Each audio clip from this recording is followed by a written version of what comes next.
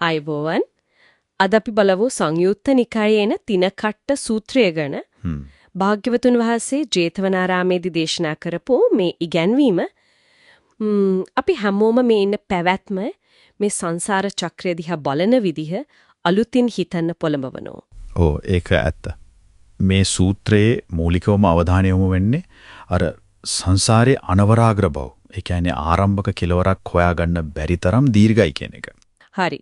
ඒ කියන්නේ පටන් ගත්ත තැනක් දන්නේ නැහැ. දන්නේ නැහැ. ඒකට හේතුව විදිහට කියන්නේ අර අවිද්‍යාව, ඒ කියන්නේ නොදැනීම සහ තණ්හාව, බැඳීම. ඒ දෙක තමයි මුල. ඔව්. මේ දෙක නිසා තමයි සත්වයා මේ චක්‍රයේ දිගටම කැරකෙන්නේ.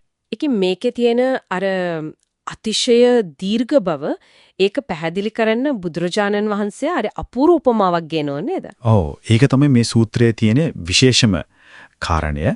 හිතන්නකෝ කවුරු හරි මුළු දඹදිව, ඒ කියන්නේ ඉන්දියාවේ දතිබ්බ ඔක්කොම. තනකොළ, දරකෝට්ටු, අතුකොළ මේ ඔක්කොම එක තැනකට එකතු කරනවා. හරි. ඊට පස්සේ ඒ ඔක්කොම අඟල් 4ක විතර පොඩි කෑලි වලට කපනවා. අඟල් 4 කෑලි. හරි. ඊළඟට මෙහෙම හිතරවා. මේ මගේ අම්මා. මේ ඒ අම්මගේ අම්මා කියලා. අර කෑල්ලක් අරගෙන පැත්තකින් තියෙනවා. ආයෙත් තව කෑල්ලක් අරන් මේ අම්මගේ අම්මා කියලා තියෙනවා. ඒ කියන්නේ තමන්ගේ මව් පරම්පරාව ගණන් කරන්න හදන්නේ. හරියටම. තමන්ගේ මව්වරුන්ගේ මව්වරුන්ව ගණන් කරන්න. එතකොට මොකද වෙන්නේ? අන්න ඒක තමයි පුදුමේ.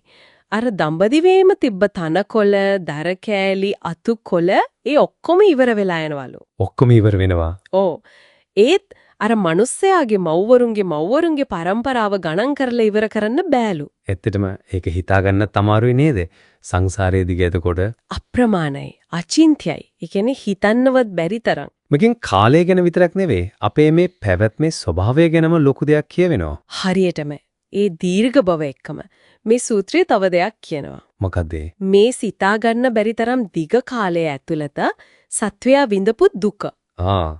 දුක. ඔව්. අනන්ත අප්‍රමාණ දුක්, වේදනා, කරදර, විපත්ති මේ හැම දෙයකම මුහුණ දීලා තියෙනවා. ඒ වගේම කියවෙනවා මේ මැරිච්ච සත්වයන්ගේ ශරීරවලින් මේ මහ පොළවම සොහොන් පිටියක් වගේ පිරීලා ගිහින් තියෙනවා කියද. ඒ කියන්නේ මරණීය ප්‍රමාණයත් ඒ තරම්ම විශාලයි. ඕ.